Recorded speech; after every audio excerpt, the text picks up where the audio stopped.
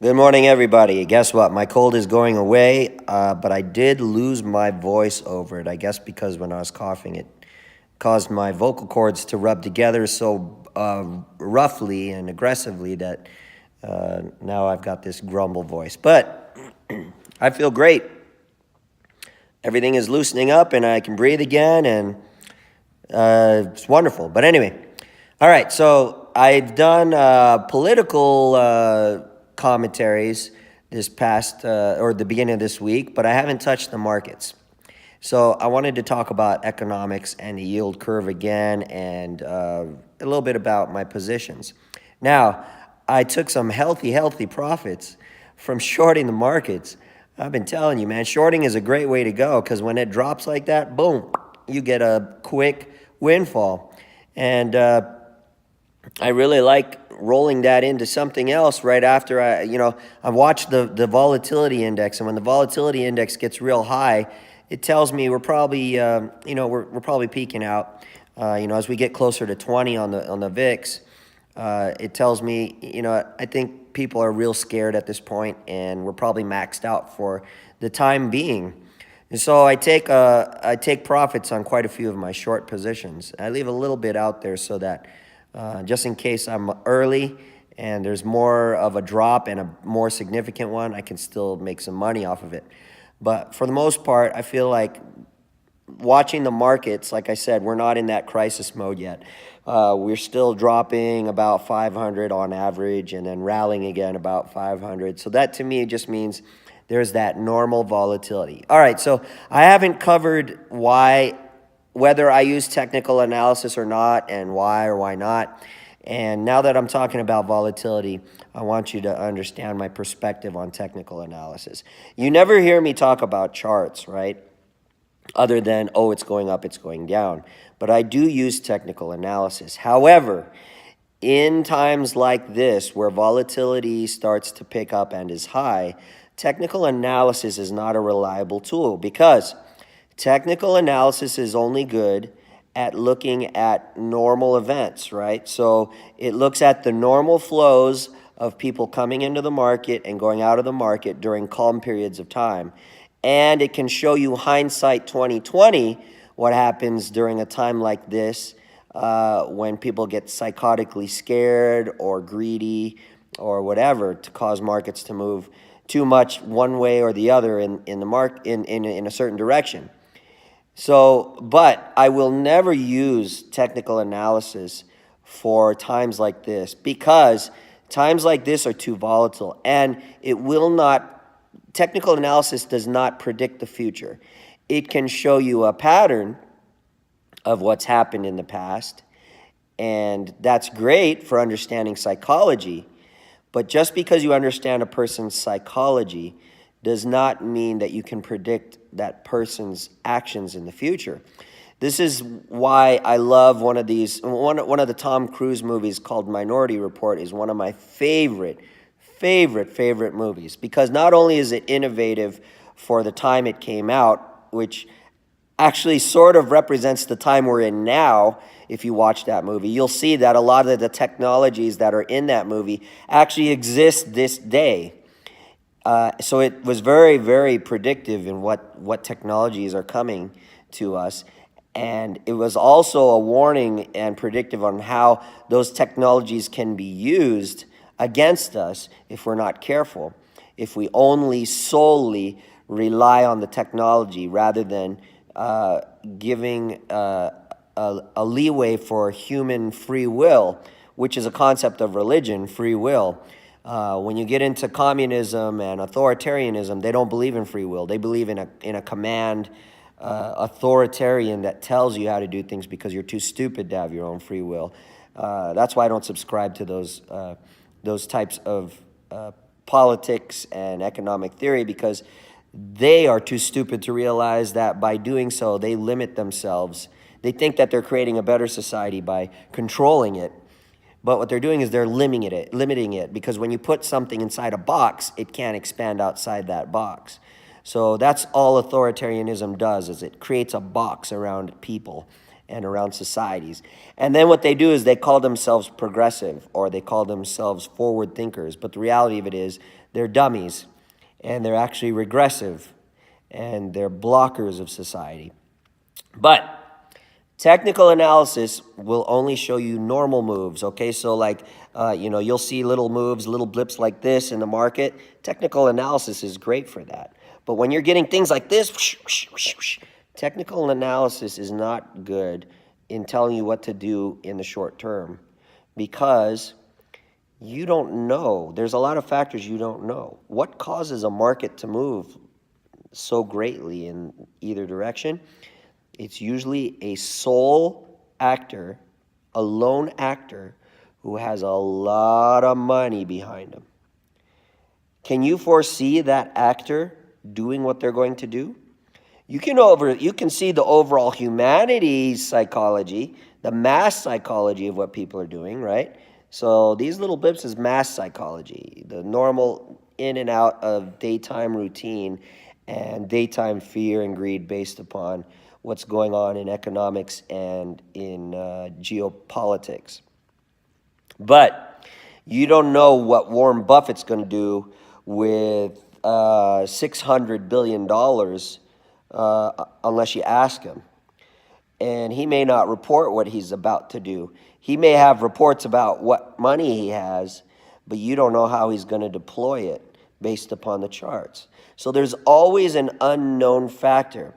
And there was a time when Donald Rumsfeld was our Secretary of Defense, and he made a statement which I can't remember the exact wording, but it's like there are unknown knowns, there are known knowns, and all this kind of stuff. But there are things that you're not going to know all the time. There's certain factors you're not going to know all the time. It was really bullshit what he was saying, but it. For the purpose he was using it. But if you think about what he said, overall it's true. There are known knowns, there are unknown, there are certain things you don't know, and then there's like unknown unknowns or something like that. There are known knowns, there are known unknowns, and then there are unknown unknowns or something like that, right? So the unknown unknowns these are your variable factors that can absolutely affect the future and can screw the crap out of you if you don't know what's going to happen.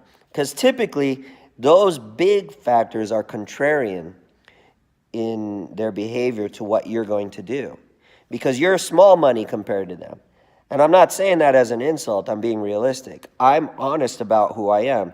I make good money, but I'm a small fry. I'm a guppy in a bass pond, right? You can have a koi pond, right? And really what koi are goldfish that are overgrown for like 10 years plus. But if you put a small, like 10-cent goldfish from Walmart into a pond with a koi fish, even though it's the same breed of fish, that koi is going to gulp and swallow that little fish as food for breakfast. Because the big fish has different needs from a small fish, right? Small fish can survive on small food. Big fish cannot survive on small food. The big fish can survive on you, though, right? Big fish can survive in really cold weather. A small fish is going to freeze to death and become food again if they don't get eaten before the weather comes in, and things like that. So the needs of the big are going to be different from the needs of the small. The needs of the many are going to be different from the needs of the few. And so technical analysis is analysis of the many. It is not the analysis of the few, only in hindsight. Because in hindsight, you're going to see those big moves and you're going to be like, what the heck caused that? And only in study will you figure out, oh, money went from here to here. But you're not going to know that beforehand. And each time you're going to look, it's going to be like money went from here to here, and it was different each time because it was a different actor. It was a different individual or different sole actor. And yeah, ultimately the move is made amplified or bigger because other medium-sized players are watching that big fish. They're looking to get their meal off of that big guy because that's how they do it. They're copycats, in other words. I was watching this National Geographic video about dolphins and how dolphins coordinate with each other to feed each other. And they basically, they work as a unit to harass fish.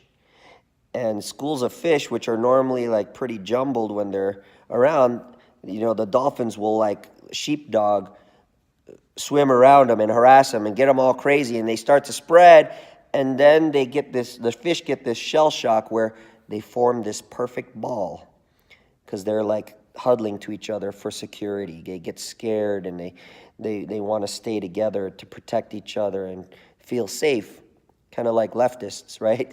They don't like getting attacked and they want their little safe zones.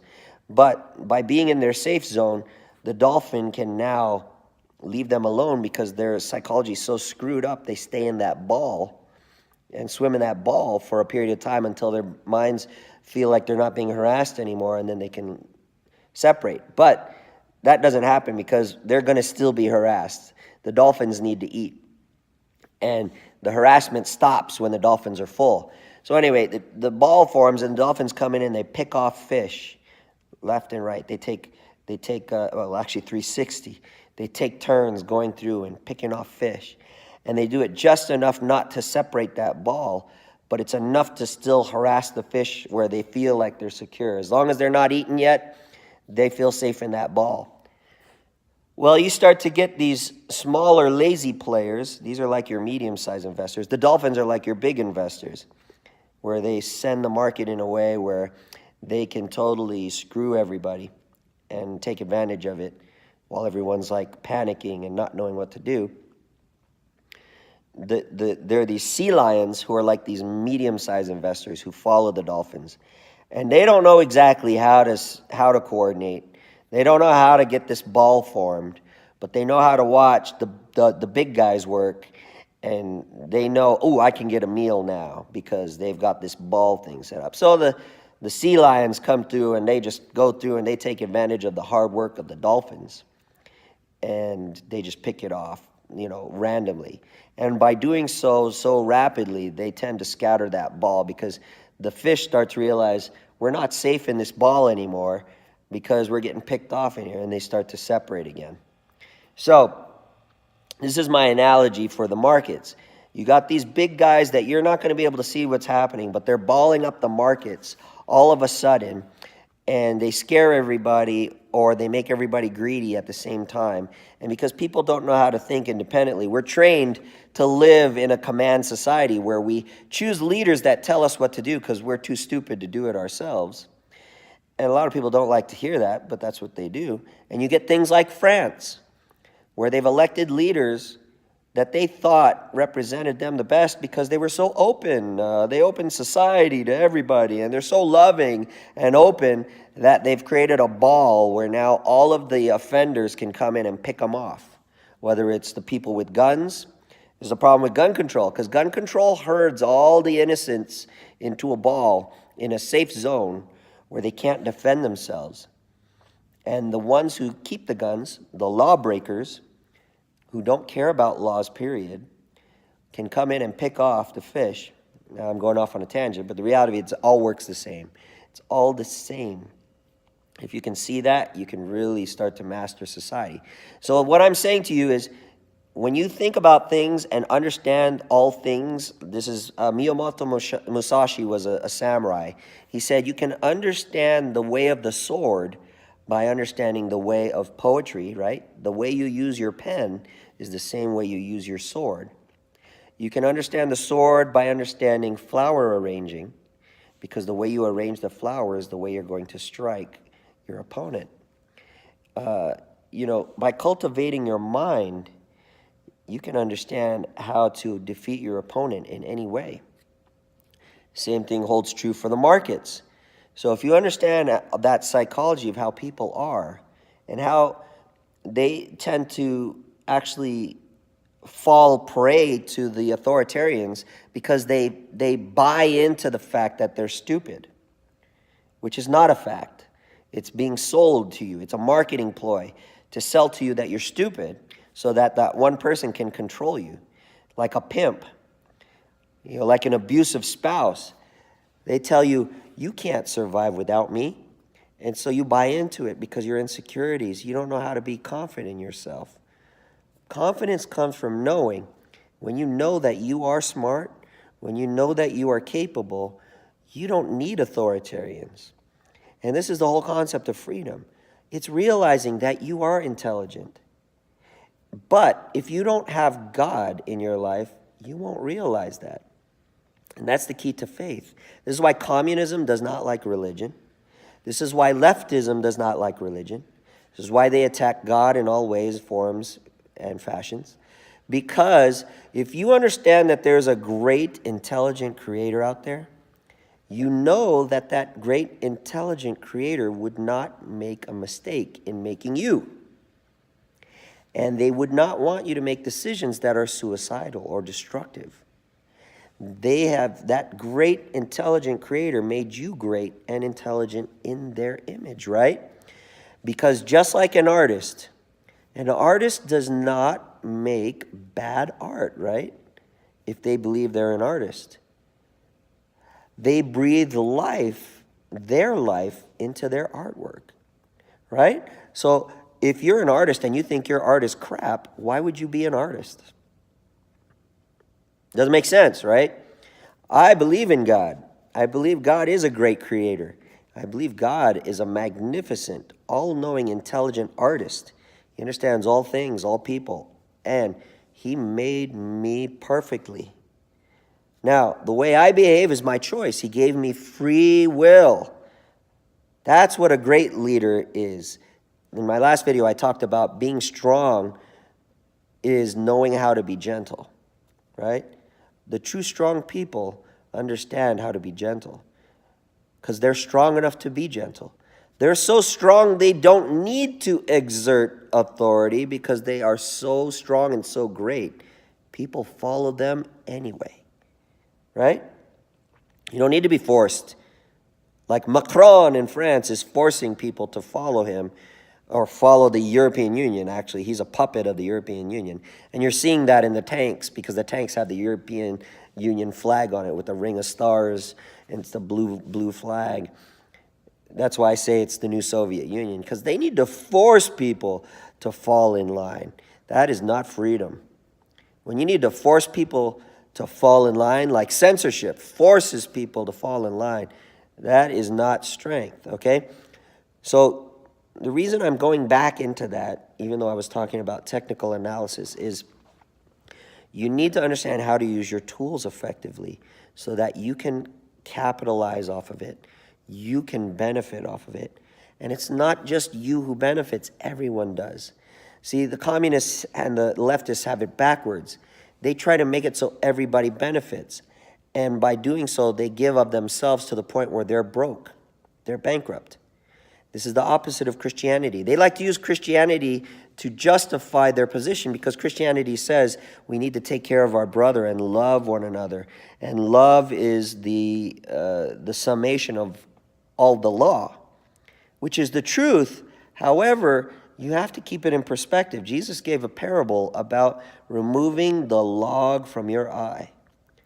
There's an obstruction. There's something in your eye. Like literally, my kid poked my eye and I got an infection in my eye. There's something in your eye obstructing and you can't see. And you're going to go tell someone else how to see now that you're blind? The blind leading the blind? No. Jesus said, remove the log from your own eye. If you are poor and you're starving and you're suffering, how can you help someone else who is poor and starving and suffering? If you fall into a hole and are trapped and someone else falls in, you don't have the knowledge to tell them how to get out because you're stuck in there yourself, right? There's another analogy in scriptures talks about the Dead Sea, right, versus the River Jordan. How they baptize in the River Jordan because the River Jordan is always flowing. It's giving life. It gives life to things because it's always flowing. It's always moving, always doing good things. The Dead Sea is stagnant, and it is a termination point. It's where all water ends up, and so it's ultimately where all the garbage ends up. So you get all the salts and the toxins in the Dead Sea, and it's called the Dead Sea for a reason, because nothing can survive in it, right? The Dead Sea cannot give life because it doesn't have it in the first place, right? But the River Jordan can give life because it has it. You cannot give what you do not have, in other words. So, to attain knowledge in how to escape your situation, you have to educate yourself. So, trading by a chart, keep it in perspective what a chart is. It's telling you normal movements. So, be careful using charts, all right? Also, be careful using other people's information. What I tell you is just a starter. It should give you the spark to want to light your own fire of education, where you start to consume books and consume other viewpoints so that you'll keep learning and learning. I have experience in markets. I've lost money and I've made money. And I'm at a point where I have a family now. When I was single, I had a lot of risk tolerance. I still have a lot of risk tolerance, but it's a lot more measured, because if I lose all my money, my kids don't eat. So I have to measure my thinking. And so this is why I may have a different risk tolerance than you, and I make different decisions based upon you. You may have nobody in your life and you have no cares in the world. All your bills are paid. You live alone. You get to travel all the time. You've got the best life, and you just want to put some extra money out there, and you're willing to take ultimate risk in order to do that. Totally different from me. So your behaviors are going to be totally different from me. Right? Just like the big fish's behaviors are different from the medium fish are different from the small fish. So keep it in perspective. Now, charts can be manipulated also by big fish. They can paint a chart, technically, in a way that may drive you, who reads the chart, to invest in a certain way that is not beneficial to you. So like right now, like I said, be careful going all bearish. Even though things crash, you may go into the futures market at the wrong point in time and enter an all short position, which may be right for the overall view of the marketplace, but it may not be right for the time frame that you decided to do it. And because it's leveraged, if it moves against you, you lose everything. So this is why I say, don't take anything I give you as advice. Even when I'm giving you advice, it's not financial advice. I'm not an advisor. I'm not certified. I'm not qualified to give you advice. I'm just giving you a springboard point to go from. I had a friend, I told him I'm shorting the markets. He went and he shorted the markets. Markets rallied, and I lost all my money. But then when he told me that, the markets were crashing. And I said, did you take your money out of the markets? He said, no. And I said, go look at your portfolio right now. I think you're making a crap load of money. And so he went and he looked at his portfolio and he was happy again. I said, guess what?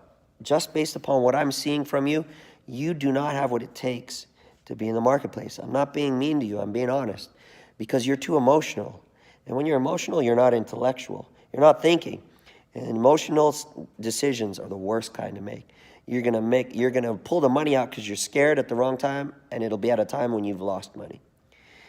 And then the market will go up, and you'll be like, oh, shoot, you got fear now of missing out, and you're going to get in at the wrong time. This is the whole thing about Bitcoin and all that. I changed my mind when I started looking at how Bitcoin was behaving, and I started thinking about my experience in the past and how I went into gold and silver in 2008 thinking the markets were going to just, crash, and gold and silver were in a free market. But that's the key. We're not in a free market. Everything is controlled. We're in a communist world now. Everybody has surrendered their authority to the governments because they feel like they don't know everything and the governments do. And this is why we're in the trouble we're in, because people are people. If you feel like you don't know anything and you're a person, you're going to surrender your authority and decision-making power to another person. Of all the stupidity in the world, why would you do that? I would much rather control my own funds. I go to work every morning. I make that money come in. Why don't I control the investing of it and the multiplication of it, or subtraction or division of it, and take the responsibility for myself? Why would I give it to somebody else to do it, unless I know for a fact that that person has a much better track record than I do in investing? So, knowing that markets are not free and they are controlled, commanded, and completely manipulated, why would you use technicals in a time like this where it's so volatile and everything is riding on things? You have to think about all the players. The investors need to make money. So they're going to want to do anything they can to save or multiply their wealth. Save or multiply. Slightly different factors, but they affect the markets. The politicians want to get reelected, so they're going to do anything they can to save and multiply the market.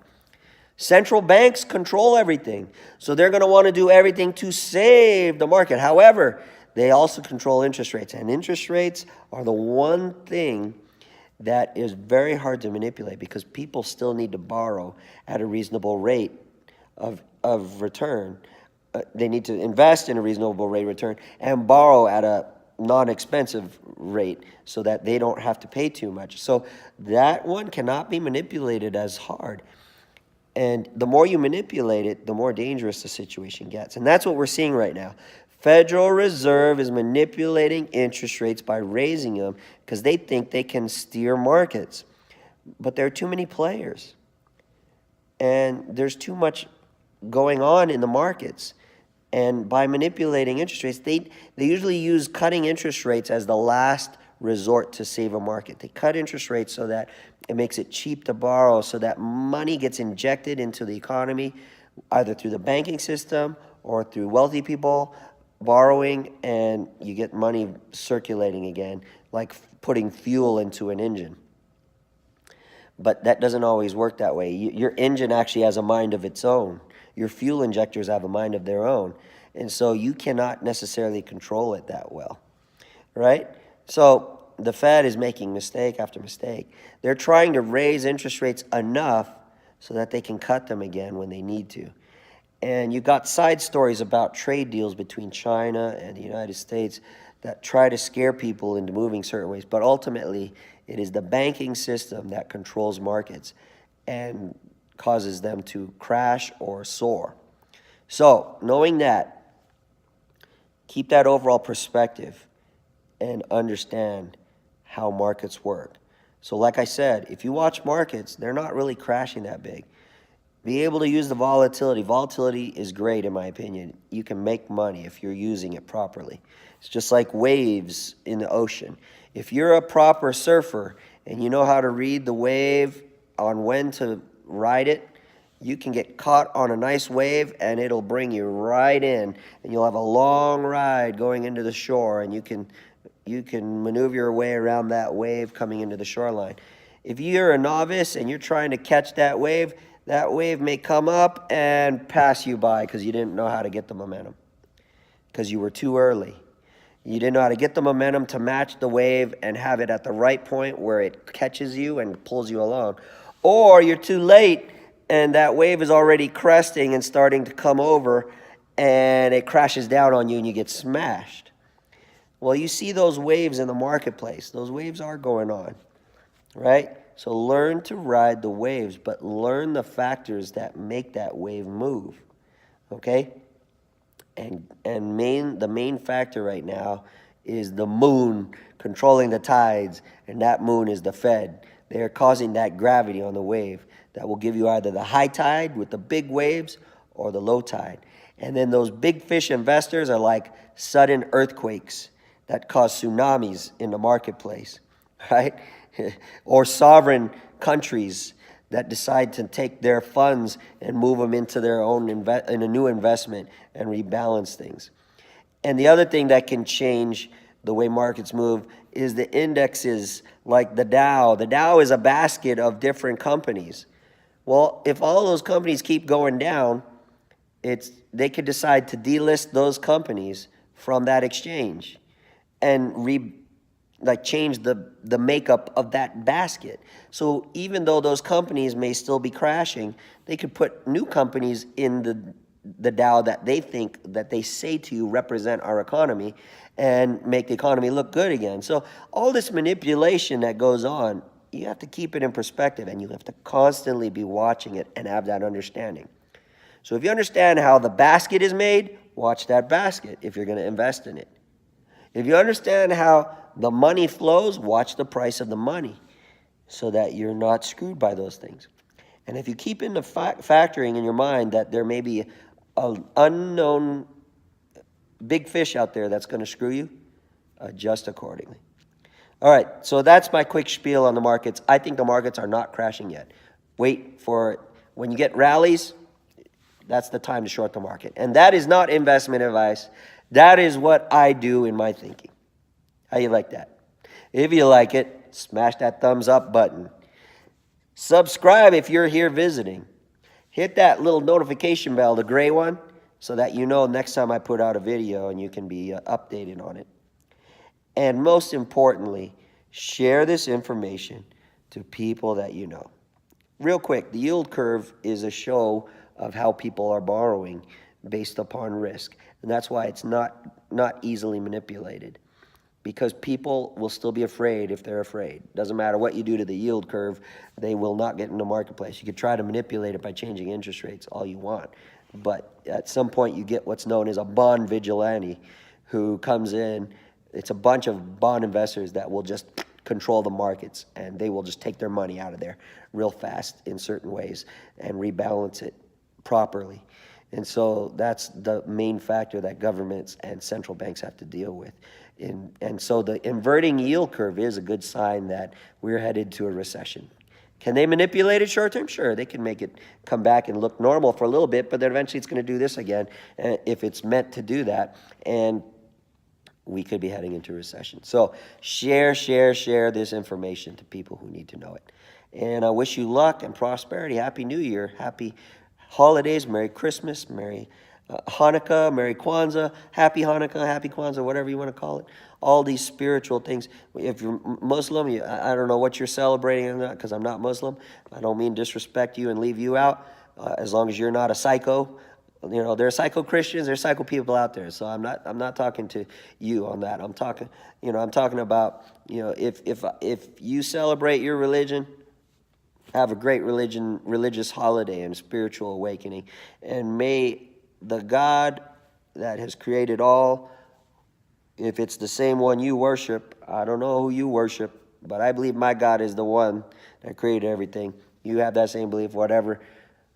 As long as you believe your God is creative and loving and beautiful, you will be that same. But if you believe your God is destructive, those kinds of religions I don't support, because those are the kinds of people that go out and they destroy other people. So we need to start coming together and start looking for the betterment of humanity as a whole. Where we go one, we go all. And if we all go in the toilet together, that's no good. Do it for your children. If you don't even believe in religion, if you have children, look out for your future and make the best choices based upon how you want your kids to live. All right? And with that, may we all have a happy and prosperous New Year. Although there's going to be tough times first. You're already seeing it in Europe. And you're starting to see it in the U.S. You're going to see it worldwide. You're seeing it all over. There is strife and struggle. So that's normal, though. Usually there's a storm, and after the storm, everything comes back and is renewed. So have a happy New Year. Put your mind focused on good things and focus on benefiting. All right? Love y'all. Thank you for your support. Take care.